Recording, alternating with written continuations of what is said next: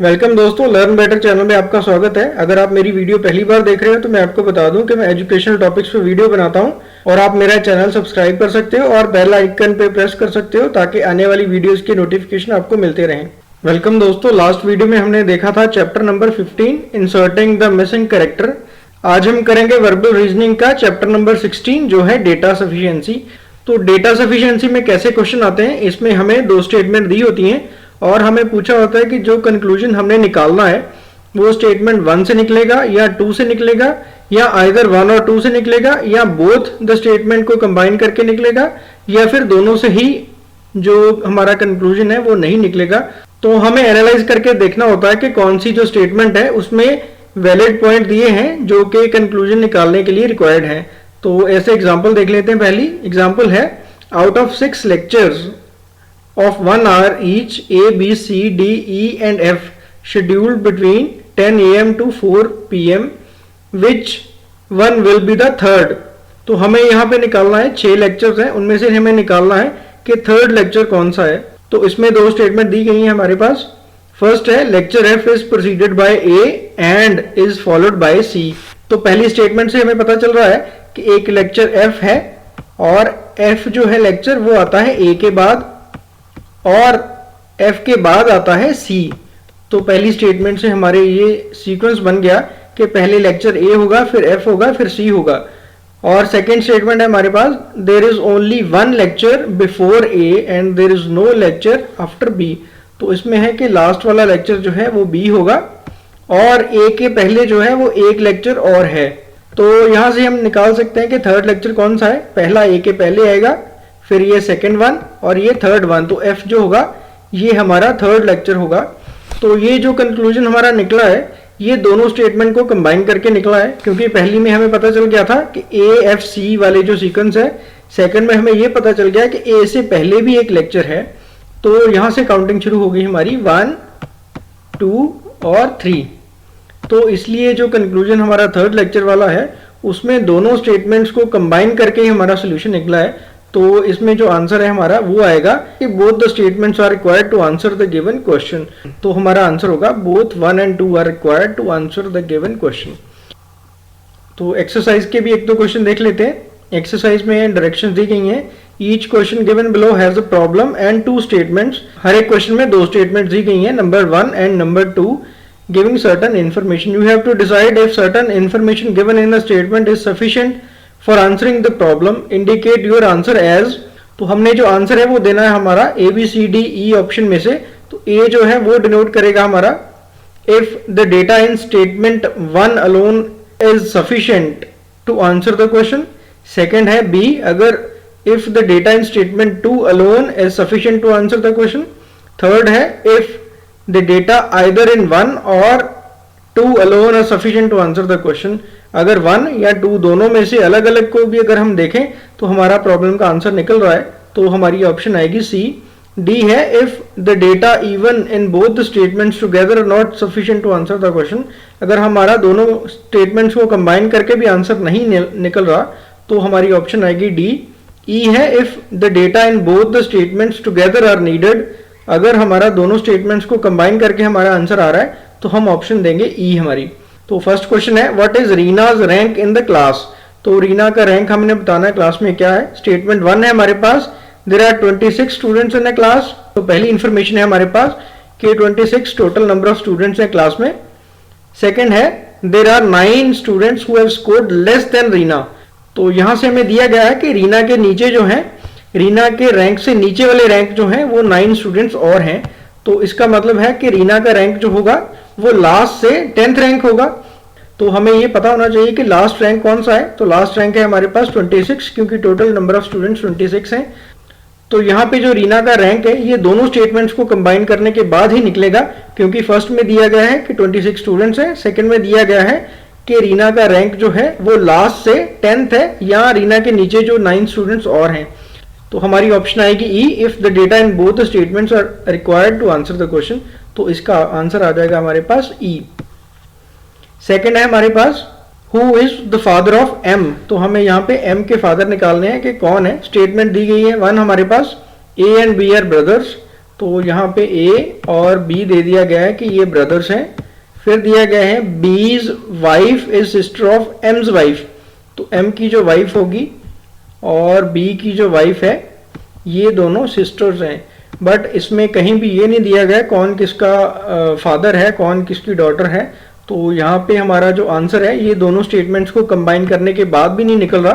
तो यहाँ पे हमारी जो ऑप्शन आएगी वो आएगी डी, कि data in both the statements together not sufficient to answer the question.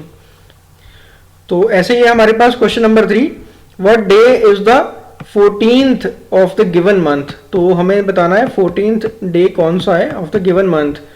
तो हमें स्टेटमेंट 1 दी गई है, the last day of the month is Wednesday. हमें लास्ट डे दे दिया गया है कि लास्ट डे जो है वो वेडनेसडे है, बट हमें ये नहीं पता कि लास्ट डे जो है वो कौन सी डेट को है, 30th का मंथ है, 31st का मंथ है या 28 डेज का मंथ है। तो हमें ये नहीं बताया गया, हमें सिर्फ ये दे दिया गया है इसमें कि last day of the month is Wednesday. Second statement जो है वो है the third Saturday of the month was 17th। तो यहाँ पे हमें बता दिया गया है कि 17th को जो है वो सैटरडे है। तो यहाँ से ही हम निकाल सकते हैं कि 14th को क्या डे होगा। तो हमारी जो स्टेटमेंट 2 है वो सफिशिएंट है आंसर करने के लिए कि जो हमारी 14th को डे होगा वो कौन सा होगा। तो हमारा यहाँ पे आंसर आएगा बी, यहाँ पे कि if the data in statement B alone is sufficient to answer the question. तो यहाँ पे हमारा आंसर आएगा आंसर बी। ऐसे फोर्थ क्वेश्चन है हमारे पास, among the 4 friends A B C and D who is heaviest. तो हमें देखना है कि 4 फ्रेंड्स हैं, चारों में से सबसे भारी कौन सा है। तो स्टेटमेंट दी गई हमारे पास 1 है, बी इज हैवियर देन ए। तो बी जो है ये हैवियर है ए से, बट लाइटर देन डी। तो यहाँ पे आ गया डी सबसे भारी है, नीचे से हम ले रहे हैं ऊपर को ज़्यादा हैवियर। तो यहाँ पे आ गया B is heavier than A, B A से ऊपर है, हैवी है, और but lighter than D, but D से लाइटर है। तो डी जो है इन तीनों में से डी जो है वो सबसे भारी है और बी और ए जो है वो नीचे आएंगे। फिर आ गया सेकेंड स्टेटमेंट में सी इज लाइटर देन बी। तो यहाँ पे आएगा कि सी जो है वो लाइटर है, सी इज लाइटर देन बी। तो यहाँ पे सी आ जाएगा या यहाँ पे आ जाएगा। तो ए से हैवियर या लाइटर हो सकता है, तो सी यहाँ पे भी आ सकता है, यहाँ पे भी आ सकता है। तो हमारे पास जो क्वेश्चन था वो है कि हु इज हैवीएस्ट। तो हमने हैवीएस्ट निकालना है, हैवीएस्ट हमारा निकल गया यहाँ से डी। तो ये निकला कौन सी स्टेटमेंट से है। तो पहली स्टेटमेंट में हमें ये पता चला कि डी जो है ये हैवीएस्ट है इन तीनों में से, बट हमें निकालना था कि चारों में से हैवीएस्ट कौन है, हमें सी का पता नहीं था। तो सेकंड स्टेटमेंट से हमें सी का भी पता चल गया कि सी जो है वो बी से लाइटर है, तो सी यहाँ पे आ गया। तो यहाँ से हमारा जो कंबाइंड आंसर है वो निकला है दोनों स्टेटमेंट को यूज करके। तो हमारा जो आंसर आएगा वो आएगा ई, कि both the statements are required to answer the question. Question number 5 है हमारा, it is 8 PM when can Hemant get next bus for Ramnagar from Dhanpur. तो हमें देखना है कि हेमंत जो है वो रामनगर के लिए बस कितने बजे ले सकता है धानपुर से। अभी 8 बजे हैं, तो 8 बजे अभी। पहली स्टेटमेंट है buses for Ramnagar leave every 30 minutes till 10 PM। तो 10 बजे तक 30 मिनट के बाद बस जाती है। तो अभी 8 बजे हैं, तो जो नेक्स्ट बस है वो 30 मिनट के अंदर अंदर ही मिल सकती है ऐसे। सेकेंड है स्टेटमेंट 15 मिनट्स एगो 1 बस हैज लेफ्ट फॉर रामनगर। तो यहाँ पे हमें पता है कि 7:45 पे एक बस जो है वो निकल चुकी है, सेकेंड बस जो है वो 30 मिनट बाद आनी है, तो वो आएगी 8:15 पे। तो यहाँ पे हमारी जो दोनों स्टेटमेंट्स हैं ये रिक्वायर्ड हैं आंसर करने के लिए कि बस जो है वो कितने बजे आएगी अभी। तो इसका आंसर जो आएगा वो आएगा ई, कि both the statements are required to answer the following question. तो 6th क्वेश्चन है हमारे पास, in a certain code 413% means stop smoking. तो यहाँ पे थोड़ा प्रॉब्लम होगी, फॉन्ट की प्रॉब्लम है, तो जो हमारा टेक्स्ट है वो सही से नहीं आया, तो इस क्वेश्चन को हम छोड़ सकते हैं अभी। 7th है question, when is Manohar's birthday this year. तो इस साल में मनोहर का बर्थडे कब आएगा। तो स्टेटमेंट 1 है हमारे पास, it is between January 13 and 15। तो जनवरी 13 बीइंग वेडनेसडे। तो यहाँ पे हमारे पास है 13 से 15 के बिटवीन आएगा, तो 13 और 15 के बिटवीन हमारे पास आता है 14। तो 14 जनवरी को जो है वो आएगा बर्थडे, तो 13 बीइंग अ वेडनेसडे, तो 14 को होगा हमारा थर्सडे। तो 14 जनवरी थर्सडे को बर्थडे होगा। तो ये हमारा स्टेटमेंट 1 से ही आंसर निकल गया है। अभी ये स्टेटमेंट 2 भी देख लेते हैं। It is not on Friday, तो फ्राइडे को नहीं है, यही बता रहा है। तो हमारी जो स्टेटमेंट 1 है यही इनफ है हमारा आंसर करने के लिए कि बर्थडे कब है। तो इसका आंसर आएगा हमारा A, statement 1 alone is sufficient to answer the question. तो इसके बाद है question number 8, on which day the flat was purchased by Rohan in 1996। तो ऑन विच डे है, हमने डे बताना है कौन सा डे है जब रोहन ने फ्लैट परचेज किया 1996 में। तो फर्स्ट स्टेटमेंट है certainly before 18 December 1996 but definitely not before 15 दिसंबर। तो स्टेटमेंट 1 से हमें इंफॉर्मेशन मिल रही है कि 18 दिसंबर से पहले फ्लैट खरीदा है बट 15 दिसंबर से पहले नहीं है। तो ये आएगा हमारे पास 15, 16 और 17 दिसंबर के बीच में ही जो फ्लैट खरीदा गया है। सेकंड स्टेटमेंट कह रही है हमारी certainly after 16 December but not later than 19 December. तो ये कह रही है कि सर्टेनली आफ्टर 16 दिसंबर, तो 16 दिसंबर के बाद ही खरीदा गया है फ्लैट। तो इसके बाद वाली जो डेट है हमारे पास बचती है 17 दिसंबर। तो नॉट आफ्टर 19, नॉट आफ्टर 19, तो 19 वाली डेट जो है 19 से बाद में नहीं है। तो हमारे पास एक ही डेट बचती है, वो है 17 दिसंबर। तो ये जो हमारा 17th वाला आंसर है ये आया दोनों स्टेटमेंट्स को कंबाइन करके। तो इसका आंसर भी हमारा आएगा E, both the statements are required to answer the given question.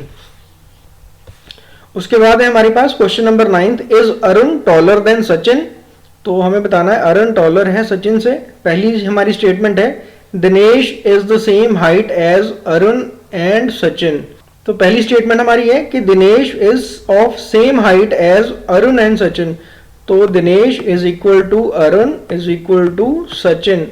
तो यहाँ से हमारे पास ये आंसर आ गया कि अरुण और सचिन की सेम हाइट है, तो कोई छोटा बड़ा नहीं है। तो यहाँ से हमारा आंसर जो है वो निकल रहा है कि अरुण और सचिन जो है वो सेम हाइट के हैं, तो कोई टॉलर नहीं है, कोई स्मॉलर नहीं है। तो पहली स्टेटमेंट हमारी इनफ है आंसर करने के लिए। सेकंड भी देख लेते हैं, Sachin is not shorter than Dinesh. तो यहाँ पे कंपैरिजन दिया गया है सचिन और दिनेश का, तो दिनेश नहीं हमें चाहिए, हमें यहाँ पे चाहिए था अरुण और सचिन। तो सेकंड स्टेटमेंट हमारी जो है वो वैल्यूएबल नहीं है। हमारा आंसर आएगा statement 1 alone is required to answer the question, A is the answer. इसके बाद है हमारा question number 10, buses are always punctual in city x, how long at most will mister Roy have to wait for the bus. तो ये कह रहे हैं कि सिटी एक्स में बसेस जो हैं वो अपने टाइम पे आती हैं, तो मिस्टर रॉय को कितना वेट करना पड़ेगा बस लेने के लिए। तो पहली स्टेटमेंट है mister Roy has come to the bus stand at 9 AM। तो मिस्टर रॉय जो है वो 9 AM पे बस स्टैंड पे आ गए हैं।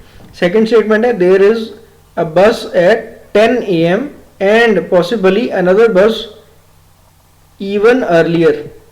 तो यहाँ पे हमें दिया गया है कि बस आएगी एक 10 बजे और 10 बजे से पहले भी बस आ सकती है। 10 बजे से पहले कितने बजे आएगी बस? 9:15 पे भी हो सकती है, 9 बजे भी हो सकती है, तो उसका श्योर नहीं है कितने बजे आएगी। तो इन्होंने क्वेश्चन में पूछा है how long at the most, maximum कितना वेट करना पड़ सकता है मिस्टर रॉय को। तो अगर हमने बताना है कि मैक्सिमम कितना वेट करना पड़ सकता है, तो 10 बजे अगर बस आनी है तो 9 बजे वो आ गए हैं, तो 1 घंटा मैक्सिमम वेट करनी पड़ेगी। 1 घंटे से पहले भी बस आ सकती है, तो यहाँ पे हमारे पास आ जाएगा कि मैक्सिमम 1 आवर वेट करनी पड़ेगी। तो हमारा जो आंसर निकला है ये निकला है दोनों स्टेटमेंट को यूज करके। पहली स्टेटमेंट से हमें ये पता चला है कि मिस्टर रॉय जो है वो बस स्टैंड पे आए हैं 9 AM पे। तो सेकंड स्टेटमेंट से हमें ये पता चला है कि 10 AM पे फॉर द श्योर बस जो है वो बस स्टैंड पे आ जाएगी। तो मैक्सिमम 1 आवर की वेट है। तो आंसर हमारा आएगा, आंसर इज ई, कि both the statements are required to answer the following question. तो ये हमारे क्वेश्चन है डेटा सफिशिएंसी के। ये क्वेश्चन बहुत इंपॉर्टेंट है, एग्जाम में जरूर आते हैं, बैंक पीओ वाले एग्जाम में जरूर के आते हैं। तो ये है हमारा आज का चैप्टर। नेक्स्ट वीडियो में हम नेक्स्ट चैप्टर देखेंगे। अभी के लिए इतना ही। Thank you very much. और आप मेरा चैनल सब्सक्राइब कर सकते हो और बेल आइकन पे प्रेस कर सकते हो ताकि आने वाली वीडियोस के नोटिफिकेशन आपको मिलते रहें।